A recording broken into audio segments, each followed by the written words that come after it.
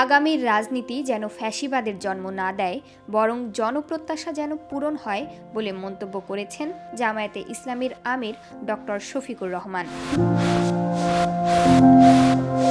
শুক্রবার ২৭ জুন সকালে মৌলভীবাজার জেলা জামায়াতের সাবেক আমির সদ্যপ্রয়াত দেওয়ান সিরাজুল ইসলাম মতলিবে পরিবারের সঙ্গে সৌজন্য সাক্ষাতের পর এ মন্তব্য করেন তিনি। এ সময় জামায়াতে আমির বলেন, রাজনৈতিক দলগুলো মুখে যেভাবে বলেন সেভাবে দলের স্বার্থে উঠে দেশ ও জাতির স্বার্থ যেন দেখতে পারেন। এর আগে প্রয়াত দেওয়ান সিরাজুল ইসলাম মতলিবের জেলা শহরের বাসায় গিয়ে তার পরিবারের সঙ্গে সাক্ষাৎ করেন তিনি। এ সময় সংগ্রামী জীবনের স্মৃতি স্মরণ করে মোনাজাত পরিচালনা করেন জামায়াতে আমির।